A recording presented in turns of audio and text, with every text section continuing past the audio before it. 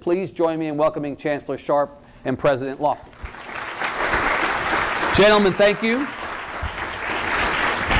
Chancellor, I can't help but begin by reminding you of the conversation that you and I had in Austin in September of 2011.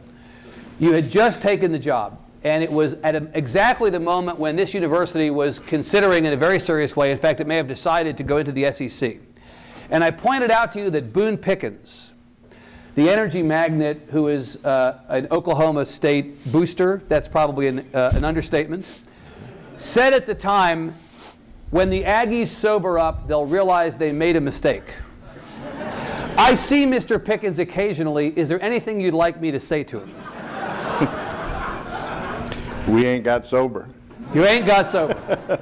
It's really worked out. It has to be said that it must have worked out even beyond your wildest dreams. Yeah, well, as you know, we never lost a game in the Big 12 or any other game that we played, but we do get outscored a lot less lately, yeah. As you noticed. Yeah. And in so many ways. I mean, the publicity, the branding of the university, right. The story that we have to tell is so great in so many instances, and football allows us to do that. Yeah. I think the president will tell you that you know, right now more ACT scores, SAT scores are being sent to Texas A&M than at any time, a higher percentage than almost any place in Texas, and yep. Certainly more here. It affects everything. What football allows us to do is it allows us to take all of the great things about A&M, the fact that we're the largest research university in the world, our graduates are the heaviest recruited in the state of Texas. They're the second highest paid starting salaries in the nation. Yep. And all of those things, football allows us to take that to the rest of the country, and allows us to take our brand to a part of the state that didn't exist before. And of course, with Johnny Football, it allows us to take us to the rest of the world. And then when we win the ball game on January 1st and are ranked substantially higher, I think at the beginning of next year, we will we'll do even better. But it has been a wonderful year. There's no doubt about that. Onward and upward. And Mr. President, what I heard the Chancellor say about the Aggie brand is exactly where I was thinking we would go with you. The Aggie brand has benefited. The uplift of the experience of the football season has allowed a light to shine on many other things that were good, that were already going on this campus, but that people maybe hadn't been as aware of. Certainly, Evan. I travel quite a bit and visit parts of the country, parts of the world too that are remote from Texas, and yep. Oftentimes I'm asked, you know, where do you work? And I tell them Texas A&M University, and they say, well, that place in Austin, huh? They think the A stands for Austin, is that right? They simply don't really recognize from a distance that there are two institutions here of size and consequence. And I think that's being clarified right now. Some friends of mine watched the Alabama game in Bermuda, for example. In Bermuda. Courtesy of BBC. Right. So I think the point is that never have we had this kind of visibility, both inside the U.S. and outside the U.S. Right. Because of our affiliation with the SEC, along with a good season. I mean, we had good seasons before, a few of them anyway. Right. And this has certainly been true this year, but now we have the ability to be on a national platform we haven't had before. Right. And it shows up in many ways. Our licensure revenue from apparel with our mark on it is been up a lot this year. Right. Applications are up a lot this year over last year, more than normal. All those are due, I think, very much through the visibility we've achieved, which is one of our primary drivers of making this transition, actually. Indeed. So the question now becomes, as we move away from football and more to A&M as an academic institution, as a research institution, and as a central institution in the life of the state, what do you do with it? So the brand has now gotten this great benefit. What does it allow you to do, Mr. President, with this university that you would not have otherwise been able to do? What you have the wind at your back, but to what end now? Well, we aren't there yet. I mean, A&M has been for a very long time on an upward trajectory. Yeah. As the Chancellor said, you know, we in Texas have the highest research expenditures of any university, and one of the highest in the nation among public universities. And so that's been achieved by the great work of our faculty, They have not only been great educators here, they've been great researchers as well and served their professions admirably. And so those kinds of efforts do get you a lot of visibility and a lot of attention. The trouble is, how do you translate that from people who are specialists who would have the job of knowing who you are as a university to those in the general public who actually vote and make decisions or influence policymakers of various kinds? And that's what's transitioning right now. So I see a lot of benefits here to us from saying, well, we're recruiting faculty. I mean, faculty come here for reasons other than athletics, I believe. Of course. But again, to know that you're part of an institution which has national visibility is an important criterion you might want to seek in your own career aspirations. Right. Chancellor, the three things you hear about, the three legs of the stool in higher ed, not just for Texas A&M or the system, but for any institution, are access, affordability, and excellence. Those are always the things that we're working toward. Don't always get there as much as we'd like, but we all try. I want to begin by asking you about access. This is an institution with more than 50,000 students, Mr. President, is that right? A lot of kids want to go to this campus. Some of them don't get in. Some of them, there's just not enough space for people you'd take if you could. We have a growing population. We added 5 million new Texans in the first decade of the century. Population of the state is growing very quickly, and it's also changing in composition. So you have a challenge that other university systems and other universities do. How do you welcome as many good kids into these onto this campus as you can? What do you do about access as a big issue, as a focus of your time? I'd echo, first of all, something Dan Brandt said in the previous meeting, and that is that it is so important that universities, in my opinion, reflect what the makeup of the state is because of sheer demographics. That we have a choice in this state. We are going to be either at the bottom of the totem pole or at the top of the totem pole. Our really golden bar here to reach for is the fact that we're going to have more young people than any state in the nation. I mean, only Provo, Utah rivals us in the number of young people, 18 to 21-year-olds, that exist in this state. Now, a whole bunch of those are poor. A whole bunch of those are minority students. And if they are well educated and they are the largest group of young people that exist, and we educate them very well, we're going to blow the socks off of everybody else. It's going to be bigger than oil, bigger than cattle, cotton ever thought about being. If we don't educate them, we get to go below Mississippi in every category that exists. I mean, it is indeed a crisis, just as he talks about. Is it a choice between educating them or not, or is it that we may not have the resources to do it? No, I mean, yeah, you got a choice. You either do it or you don't, and if you don't, you're going to wind up with the whole state being a basket case economically. And so it becomes important that all kids have access, that we find kids and stuff like that. And as I always do, I'll make somebody mad with this statement, but I try to do that in every speech I give. But I will tell you that the 10% rule, I think the reason the 10% rule was there to begin with was a failure on the part of admissions offices in Texas, all over the state of Texas.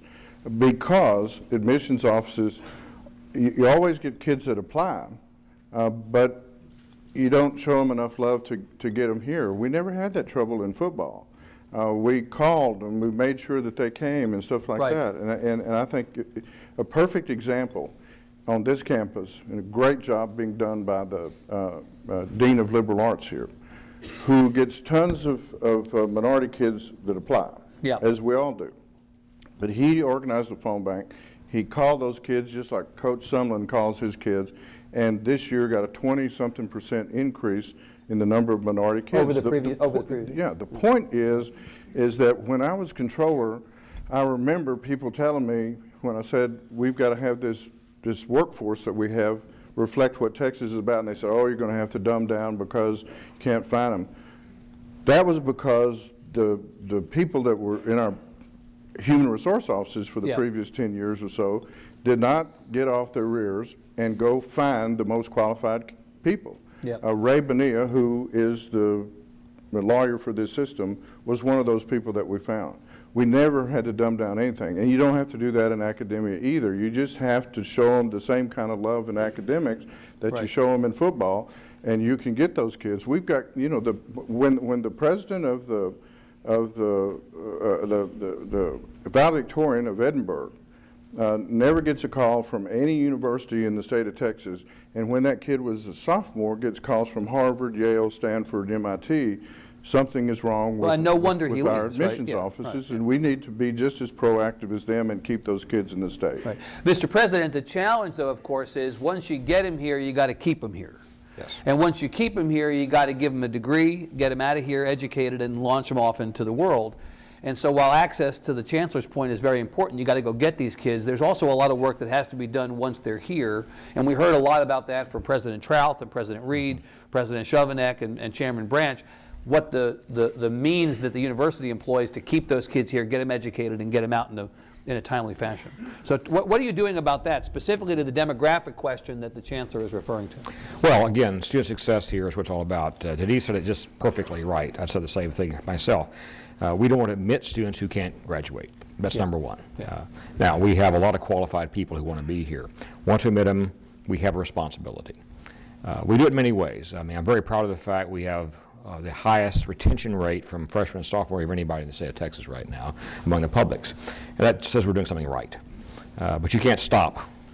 So it's a matter of showing love as once they get here too. You got to show love as well. Yeah. The danger you have is a student coming here who's been a pretty high achiever in high school may believe the same effort they put out then is adequate here. Right. Well, that's a a myth, and so they end up realizing, hopefully fairly soon, that that's not the case. Yeah. The difficulty is how deep is your hole dug before you begin trying to climb out of it. Yeah. We are really working harder and harder each year to try to identify early in that fall semester of the freshman year the individual who is underachieving right now and get them where they need to be.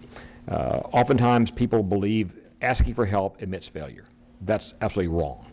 Asking for help is the right thing to do, and so making that student convinced that they can be helped, it's not a sign of weakness or a failure on their part, is important. We created this year, this fall, a new institution at A&M here. We have a partnership between academic affairs and student affairs to form a student success center that actually is meant to be a one-stop shop for anything, advising in terms of your choice of courses, advising in terms of your career trajectory, also tutoring help, anything you might need can be. So you can walk in the door, nobody knows you're going there for a particular purpose. You have many things you can do in there. In privacy, you can talk to your counselor and they'll figure out where in fact you need the most help and direct you further if they have to someone else who will be able to provide that. That's now underway and already quite successful in terms of being able to draw in students we haven't drawn in before, early enough to make sure they're going to be successful. You have to also worry about the financial side of the equation. Sometimes people leave here because of money. That's a problem. Sometimes people never get here, I suspect, because of money. Right? Well, the Chancellor mentioned the lack of love in the recruiting process. The two things we found in talking to people who don't come here, those we admit but don't show up, they said we didn't get enough attention in the recruiting process. Also, we couldn't afford it. And so that second part is also very critical too. And once they get here, it's even doubly important to make sure we don't lose them because of that. So it means counseling them on financial management, making sure they can use their money wisely, making them aware minute by minute of the opportunities for support that might be here, and of course keeping this place affordable. A part of this is really also counseling them on their choices. I mean, there are many majors here at Texas A&M you can choose. Some are almost a guaranteed pathway to a good paying job. I can assure you if you have a degree here in engineering, you will get a good job when you get out of this university. A degree in other areas might not be quite that much guarantee. So we want to make sure students are counseled early on about their choices. Now if they make a choice to pursue a major of their desire, that will probably not lead them to a really high-paying job quickly. We need to counsel them. Loans may be a bad idea for you. Let's find other ways to help you. Let's get a job, a part-time job here. Perhaps that delays your graduation by a semester if you have to work more hours, but so be it. Let's make sure when you graduate you have minimal debt then. If you're an engineering major, let's focus on your studies here. If you get $20,000 in debt while you're here, it's not a big deal. You may make that back in the first half year. Exactly. You could pay that back very quickly. The point is, make sure you give the person advice that they can make good decisions about. It's our failure if we don't tell them the consequences. It's their failure if they make a choice, then based on knowledge of consequences, that leads them to a situation where they may be in difficulty later on. Chancellor, this affordability question that the President is talking about is obviously central to every conversation about higher ed these days. Chairman Seliger and I were visiting this morning about the question of how tuition has gone up in the era of deregulation. and whether the legislature needs to put the brakes back on. Maybe get back involved as more parents are complaining about the cost of an education in Texas going up and up. It seems to me to still be quite affordable relative to a lot of other options. But for a lot of people, the cost of an education is going up and up. You were in politics for a long time. You served in the legislature. You know what it's like in those conversations and in that building. Are you prepared to give Chairman Branch, or in his absence, Chairman Seliger, advice about what they should do with regard to tuition rates?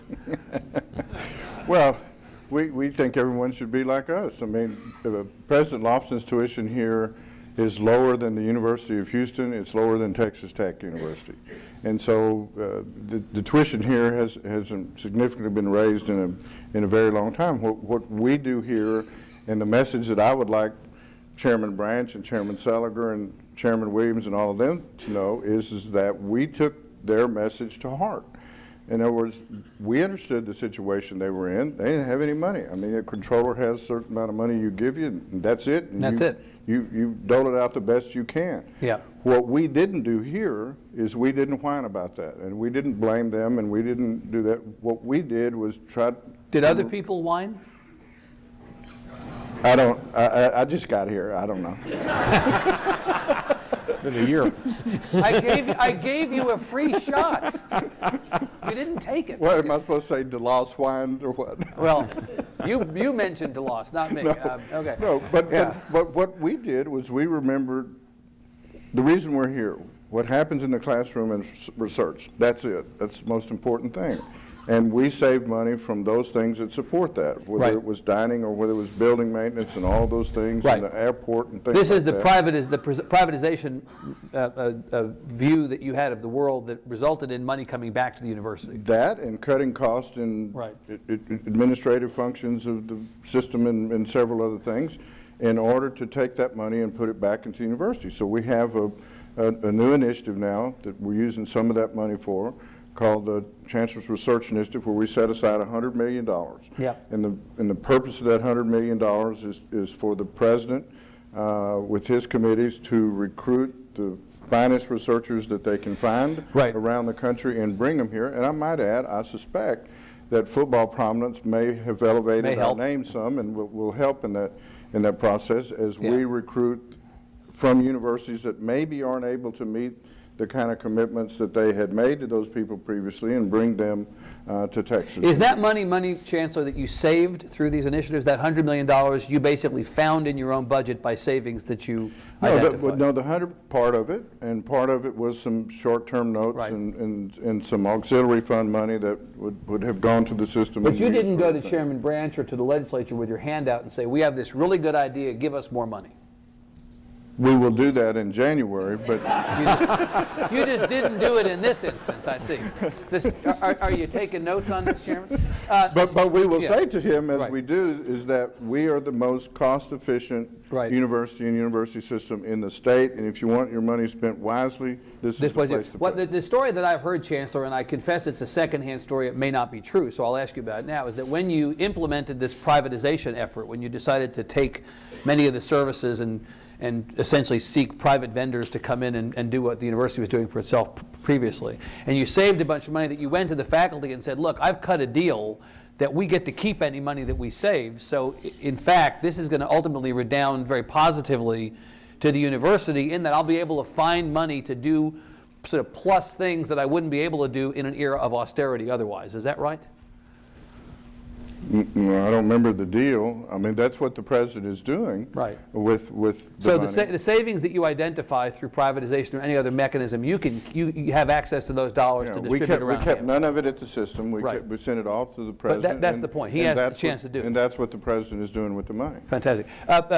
You heard, I suspect, Mr. President, Chairman Seliger say this morning when I asked him, is there enough money in higher education now to accomplish the things we want? He said, I suspect every president in the audience would say no. Do you say no? To accomplish things we want, the answer is no. Right. Want is a where is the inflection point between need and want? That's what I want every day, sir. Yeah. Again, we have a primary mission here. The Chancellor already said it. We're here to educate as best we possibly can our students here. We're here to do world-class research that economically benefits this state and this nation. Those are our primary missions, okay? To do those things, we work very hard at it. Having a great faculty is number one for us. Having appropriate facilities is also important to us. Right. And having the right ancillary services. That's the advising, the counseling, the student leadership preparation we do here at Texas A&M, all are important things too. Yep. And so we have to winnow through these things day in and day out to be able to make decisions on priorities. I have formed I had several different task forces over the last few years of our stringent issues in terms of economics here to advise me on making tough decisions on how to allocate resources. Mm-hmm. Now I made that really permanent. We now have a council which advises me on budget allocation issues. And that council is largely student-driven, along with some faculty and staff and some administrators. Yep. And that gives me great sources of input into making hard decisions about whether a dollar goes there or a dollar goes over there. Right. When you have a choice of making sure that you have the best education possible versus having, for example, a particular kind of student organization in place, you make those choices. And, and how do you make that work? Right. I don't want to do that in isolation of input from the people who are really benefiting from it day in and day out. So that's why we ask these questions. But there's, of course, Mr. President, there's a cost to everything in that if you spend $1 on A, you're not spending $1 on B or C or D. And so you have to make choices. Exactly. Do you have enough money for financial aid in an era in which, as we alluded to a moment ago, demographics are changing so dramatically, and you may, as someone said earlier, the growing population of future college students will be poorer relative to what they are today? Well, to me, about 80% of our students here get some form of financial aid. Yep. 80%. Now, that comes from many sources. Ideally, scholarships and grants are there because you don't pay that money back. That's important dollars to get. We hire 10,000 students in a given semester to work on campus. Work study students. Work studies, exactly. Right. I've got 5 in my office, for example, that I work with every day. And loans are part of the equation, too. Again, used appropriately can be a good tool in your arsenal. But I would say this, that again, financial need and financial support are critical to a decision a student makes to come to Texas A&M and to stay at Texas A&M. Now, of course, in the last session, although I know Chairman Branch would have preferred this not happen, as a result, and Chairman Zaffarini as well, in a budget in which there were so few dollars available relative to other years, some financial aid programs did get cut. Chairman said 10% as opposed to what had been expected to be a much more significant cut, but a big cut nonetheless. And the result was that there were less state dollars available to help kids go to school. Is that a priority? If you could write the state's higher ed budget for next year, would you make restoring those financial aid dollars a priority? I would. Texas Grant was and is a very important program here. Yeah. The Aggie promise we make today is that any student coming here from a family with less than $60,000 of income gets tuition paid for. Mm-hmm. That comes from perhaps a Pell Grant, Texas Grant, and other sources like that. But to make that work across the entire population we bring in here every year is a challenge for us right now. And even the more modest cut than we thought we would have last year, sir, was a very, very big problem for us to absorb, because we were counting on that level of support for Texas Grant to be able to provide this Aggie promise. Yeah. And we still kept it, but we had to dig deeper in our resources to be able to find the money, irreplaceable money oftentimes, to be able to make that work this time. Chancellor, you know that a hot-button issue in this session is likely to be the status of the state's policy on in-state tuition for the children of undocumented persons in the state. It has been the law of Texas that such people or such kids have access to those in-state tuition rates, but there is a move afoot in the Senate, which you know well, having served in there, to kick that policy to the curb. We don't know what's going to happen yet in the House. From this vantage point, as Chancellor, understanding that there are limited dollars to go around, what's your view? What advice, guidance would you give the legislature on in-state tuition? Well, mine would be the same as when you asked that question in Austin several months ago, and that is that the Texas legislature, Texas A&M University, or our system schools do not have the authority to regulate who comes into the state and who doesn't come into the state. Now, the only choice that we have is that whether or not the children that are here are going to be educated or ignorant. If they're ignorant, we create a big, huge problem. And so we don't do federal immigration policies. That's something that they have to do. The last thing that we want is any child that is here, whether they're here for whatever reason, if the federal government allows that child to stay in the state of Texas, if that child is not educated, we're going to pay a heavy price for that. And so I would suggest that debate probably is in Washington, D.C. on policies as to whether or not they ought to be here in the first place, but they're going to be here. And so I frankly tend to agree with the statement that the governor made in the debate that he had. They're here. We don't have any control over it.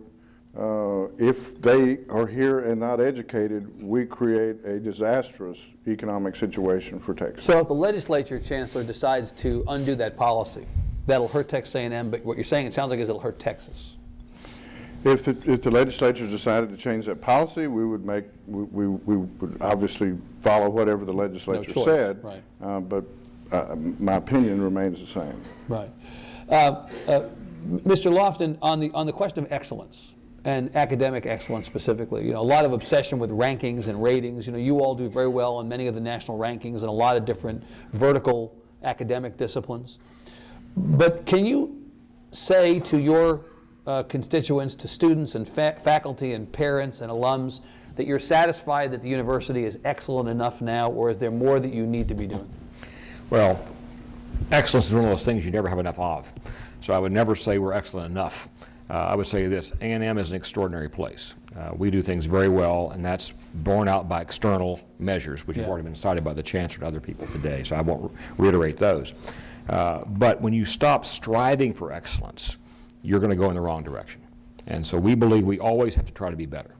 Now, whether that's better going to be in terms of our ability to reduce our costs or to improve the performance of our students in terms of their choices, in terms of classes they take, in terms of career aspirations they might have.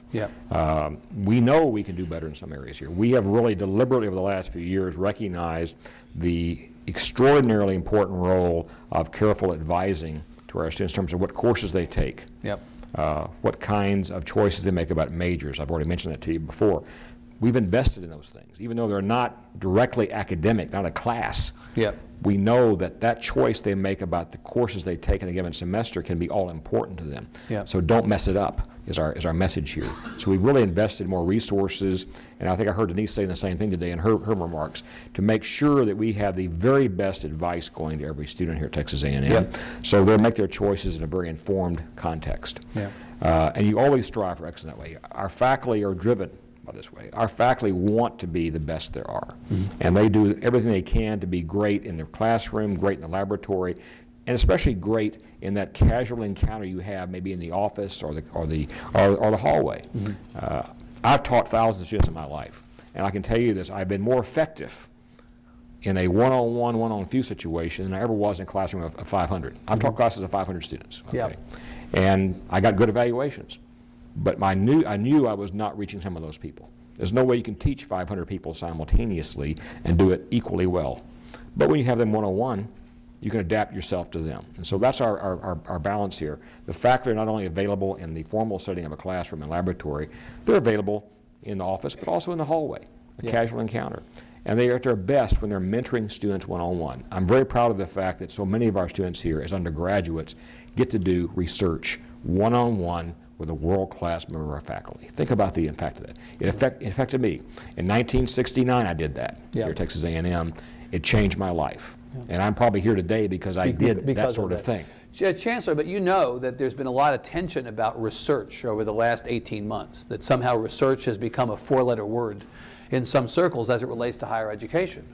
And I wonder if you would talk about going forward whether we're likely to have in the next legislative session the same debate over the value of research versus teaching that defined the so-called reform agenda that was pushed in the last session, and where you come down on that.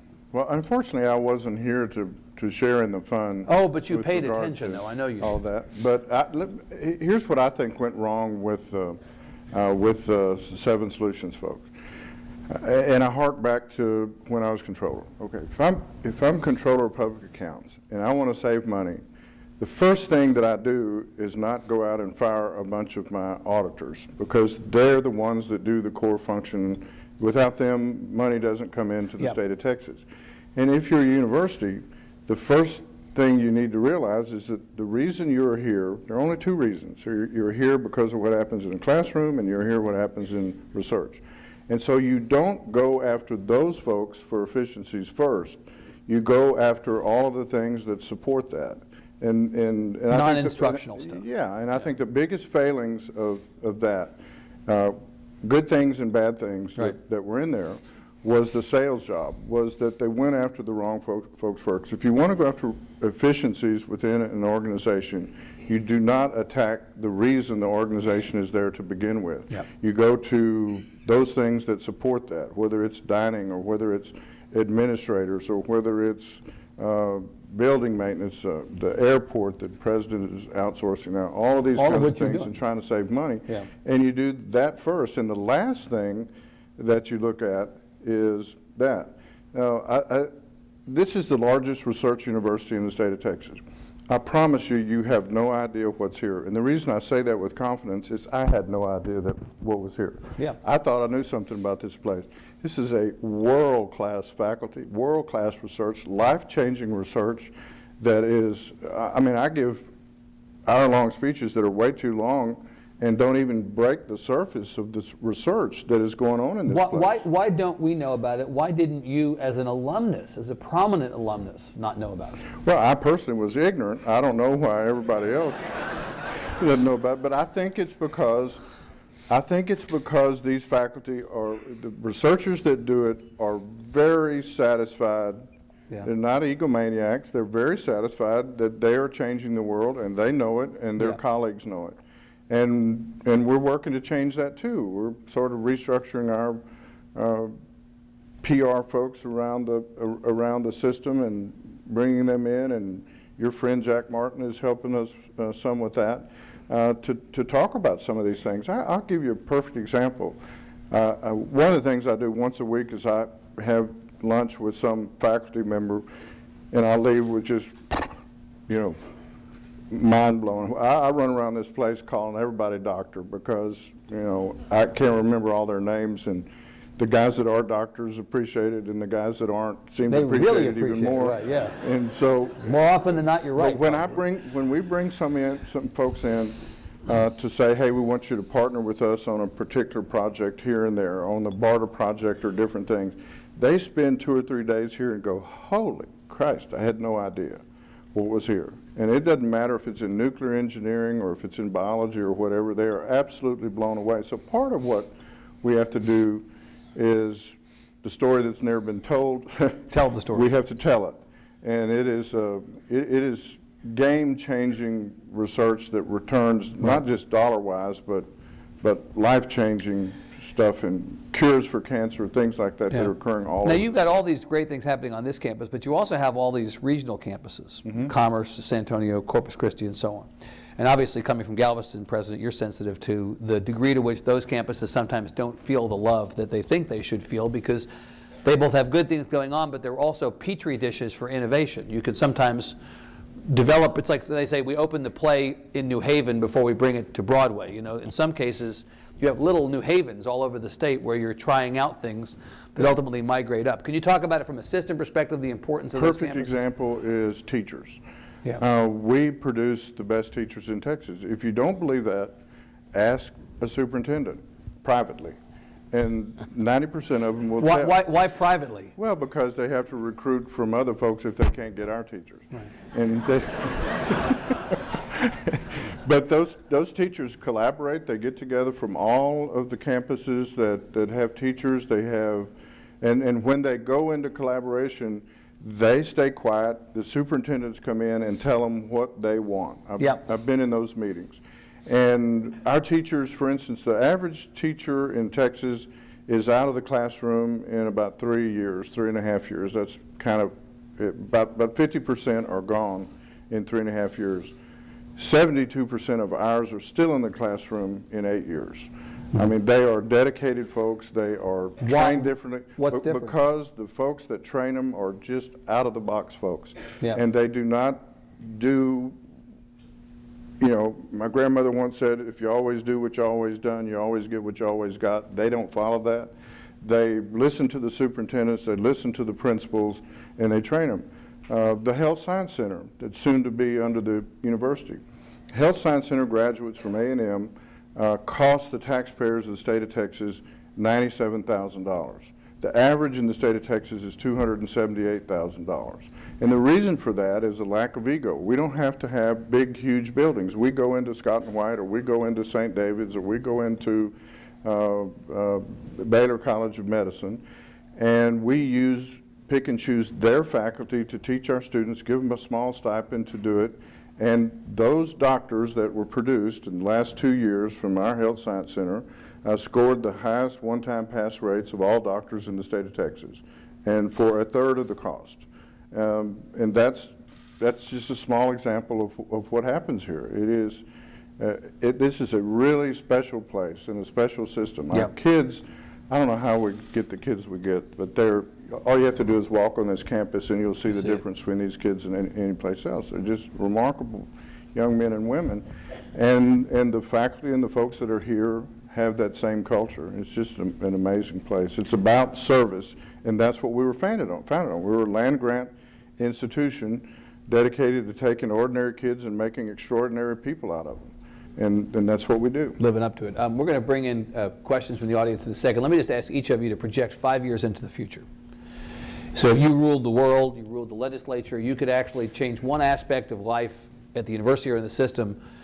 Neutral revenue, revenue neutral, don't worry about cost, but if there was one aspirational goal you have for the university that you've not been able to realize, but you've got 5 years, I'd like this to be different in 5 years in an affirmative sense. President, what would that be? Let me go first. I want to hear this comment first. You want to take this outside and then come back and after you've gotten your story straight? I'd like to still be here, but I doubt that will happen. Is that right? Yes, exactly right. That's your one goal? Your job is your one goal? Come on, give me something that people out here who may work for you directly or indirectly can hang their hats on. If I had my druthers, I would like this university here to be $1 billion in research in 5 years. $1 billion in research in 5 years. $1 billion in the rarefied atmosphere of research. Got it. Now you have to follow that since you made him go first. Okay.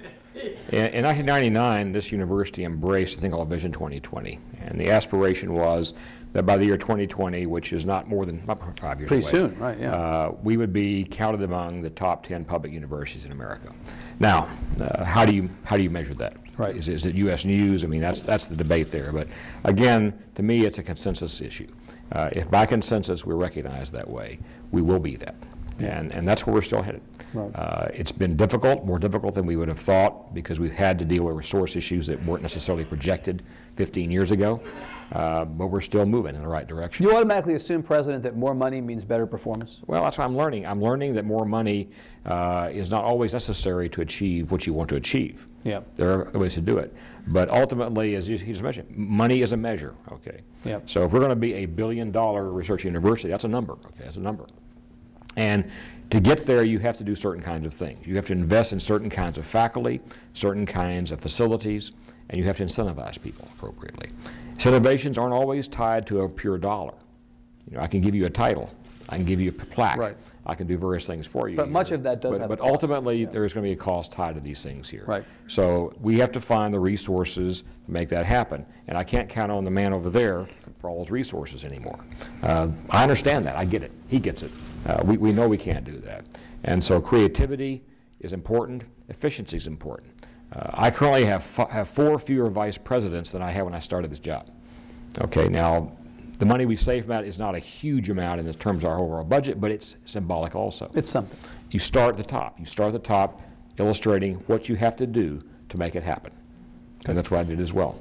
Good. Evan, we view our role with the legislature as telling Dan and the other legislators, here's what, if you give us this, this is what we can be. Yeah. And once they make a decision, we make it work.